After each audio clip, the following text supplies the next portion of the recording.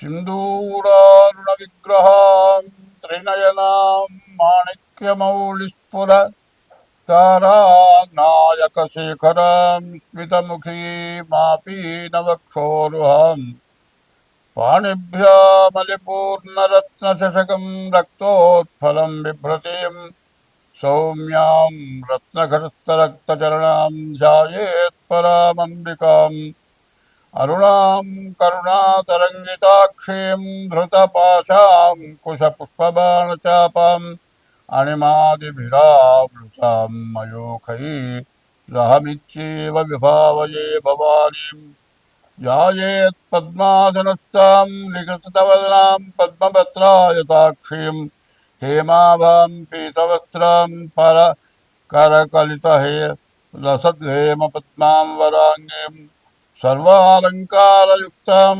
सकलमभयदां सर्वसम्पत्प्रदात्रीं सकुङ्कुमविलेपनामलिकचुम्बिकस्तूलिकां समन्दहसिते ससदचापपाशां कुशाम् अशेषजनमोहिनीमरुणमाल्य भूषाम्बरां जपा कुसुमभासुरां జపవిధోస్మరేదంబికాం. 2026 సంవత్సరం ఫిబ్రవరి నెల మాస ఫలితాలు చెప్పుకుందాం. ఇంతకుముందు 3 నెలలు శుక్రమోర్జవి, వివాహాది శుభకార్యాలు ఏవి జరగడానికి అవకాశం లేదు. మరి ఫిబ్రవరి 14వ తారీఖు నుండి మరి శుక్రమోర్జం అయిపోయింది. అక్కడి నుంచి లగ్నాలు, శుభలగ్నాలు, మాఘమాసం లగ్నాలు ప్రారంభమవుతున్నాయి. మరి ఈ మాఘమాసంలో వివాహాది శుభకార్యాలన్నిటికీ కూడా మంచి రోజులు. అట్లాగే తర్వాత మహాశివరాత్రి, ఇది చాలా మనకు హిందూ ధర్మానికి చాలా విశేషమైనటువంటి 15వ తారీఖు మాత్రం మహాశివరాత్రి, శివుడికి ప్రీతి అయినటువంటి రోజులు. ఈ మాఘమాసం, పాల్గొన మాసం పూర్తిగా లగ్నాలు ఉన్నవి, మంచి టైములు ఇవి. కాబట్టి అన్ని కార్యక్రమాలకు కూడా చాలా విశేషమైన రోజులు. తర్వాత ఇప్పుడు వస్తున్న పరిస్థితులను బట్టి చాలామంది వివాహం దగ్గరికి వచ్చేప్పటికల్లా చాలా తేడా పడుతున్నారు. ఎట్లా అంటే ముందు పేర్లను బట్టి చూస్తున్నారు. పేర్లను బట్టి చూస్తే తర్వాత తేడా వస్తుంది. పేర్లను బట్టి చూడటం కాదు, డేట్ ఆఫ్ బర్త్ని బట్టి చూడాలి. డేట్ ఆఫ్ బర్త్, పుట్టిన తారీఖు, నెల, సంవత్సరం, టైంని బట్టి వివాహానికి చూడాలి. అట్లా చూడకుండా ఏదో పేరుని బట్టి పులి, మేక, ఆవు, పులి ఇట్లాంటివి చూస్తున్నారు. అది కాకుండా ఎట్లా చూడాలి అంటే, మరి భార్యాభర్త ఇద్దరికి కూడా షష్టాష్టకాలు అంటారు. వీళ్ళ రాశికి 6వ రాశి, వాళ్ళ రాశికి 8వ రాశి, ఇది షష్టాష్టకాలు. ఈ షష్టాష్టకాలు కనుక చూడకుండా పెళ్లి చేస్తే పెళ్ళైన తర్వాత నెల తిరగకుండానే వాళ్ళు విడబడిపోయే పరిస్థితులు ఉన్నాయి. ఇది కాకుండా కాలసర్పదోషం, కుజదోషం, ఇవి ఒకటి, షష్టాష్టకాలు ఒకటి ముఖ్యంగా చూడాలి. ఇవి చూడాలంటే ఇద్దరికి కూడా, పెళ్లి కూతురు పెళ్లి కొడుకు కూడా డేట్ ఆఫ్ బర్త్లు అన్నీ చూసుకోవాలి.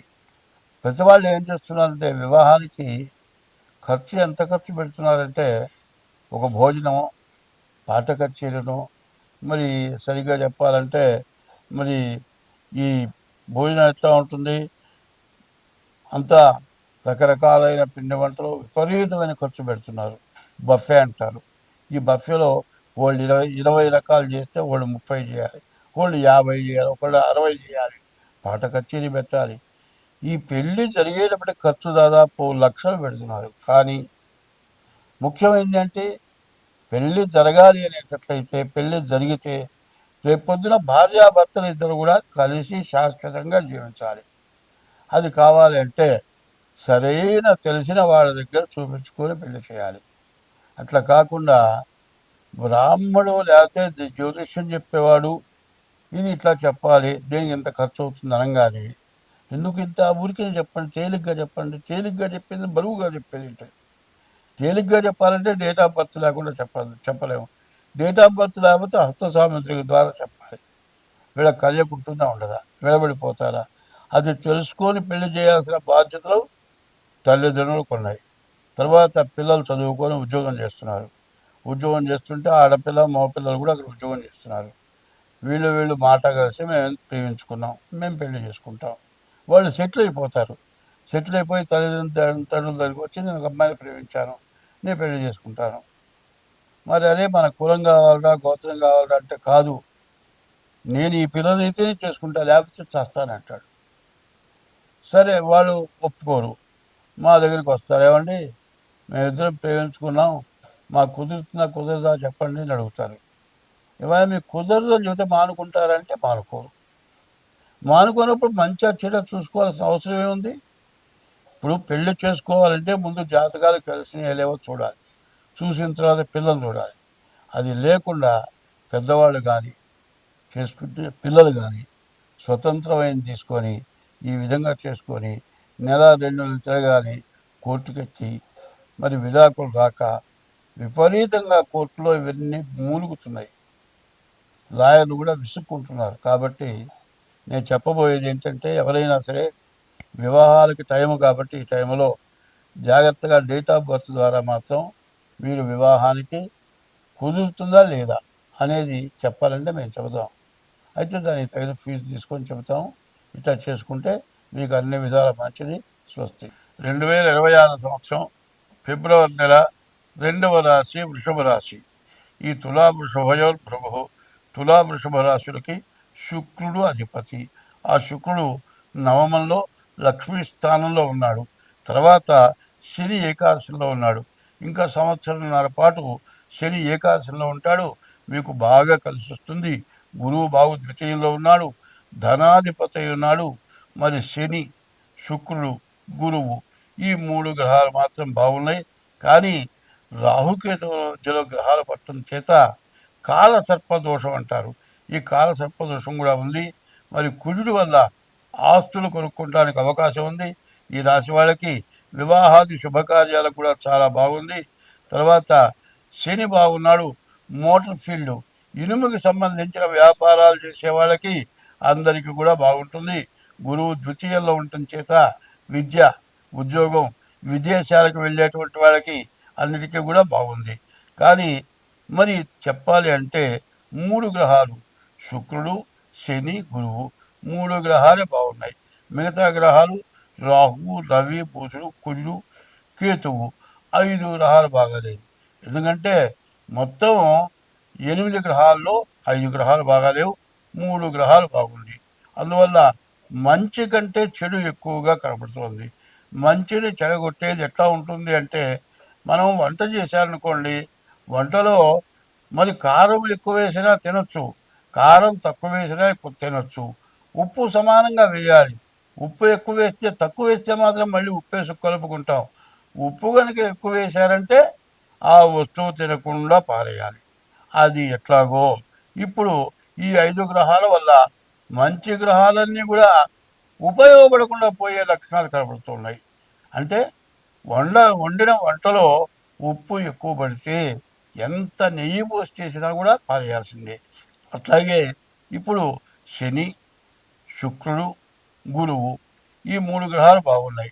ఈ బాగున్న గ్రహాలను చెడగొట్టడానికి 5 గ్రహాలు పూర్తిగా బాగాలేవు.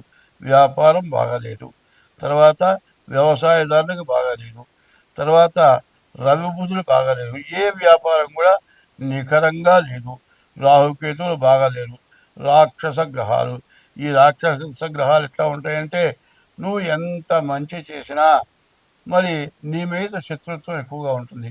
మంచివాడు అనుకునేవాడు కూడా నీ మీద కక్ష తెచ్చుకొని నిన్ను ఇబ్బంది పెట్టే లక్షణాలు ఉంటాయి.